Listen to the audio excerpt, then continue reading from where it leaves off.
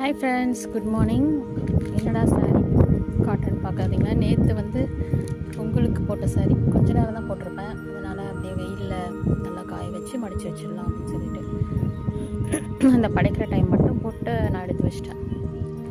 ஏன்னா வந்து இங்கே ரொம்ப சில்னஸ் இருந்ததுனால நம்ம கைக்கெல்லாம் கை அந்த மாதிரி போடாமல் ஷொட்டை போடாமல் இருக்க முடியாது. கொஞ்ச நேரம் போட்டு கட்டிட்டேன். இந்த சாரி எப்படி இருக்குன்னு சொல்லுங்கள். இது வந்து முன்னாடி எடுத்தது. லாஸ்ட் இயரும் நான் இதுதான் கட்டினேன்னு நினைக்கிறேன்.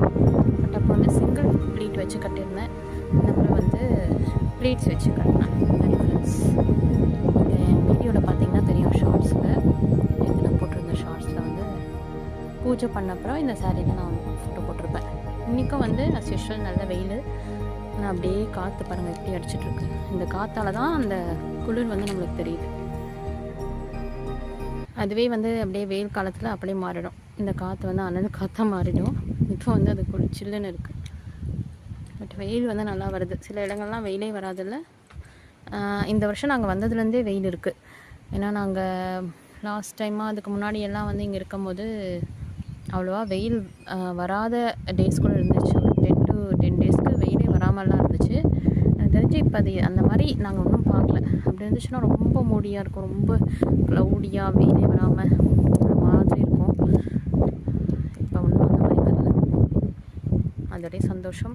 பட் வந்து இந்த கிளைமேட் சேஞ்ச் ஆகும் பாருங்கள். இங்கேருந்து நெக்ஸ்ட் ஸ்டேஜுக்கு போவோம். அதாவது டெம்பரேச்சர் குறைஞ்சிட்டு அது டெம்பரேச்சர் இன்க்ரீஸ் வந்து பொங்கல் நாங்கள் இங்கே தான் வச்சோம். பொங்கல் வைக்கல, பொங்கலுக்கு படையல் போட்டு படைச்சது. அது வந்து அப்படியே இருக்குது.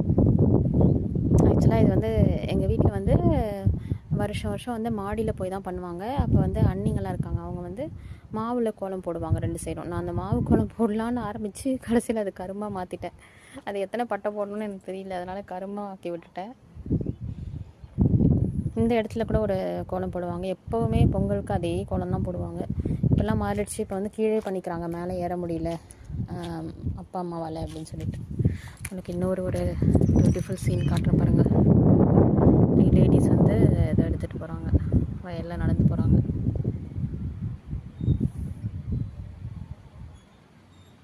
இந்த மாதிரி நாங்களும் நடந்து பார்க்கணுன்னு ஆசை. நான் ட்ரை பண்ணதில்லை. ஏதாவது பாம்பு வந்து கடிச்சிடும்னு எங்களுக்கு பயம். பட் அவங்களுக்குலாம் அந்த பயமே கிடையாதுங்க. அவங்களுக்கு எங்கே பாம்பு இருக்குன்னு கரெக்டாக தெரியும். ஆனால் நம்மளுக்கு தெரியாது. பயந்து நடப்போம். பட் இந்த மாதிரி காட்டில் வயக்காட்டில் வந்து பாம்பு வராது போல் இருக்குது.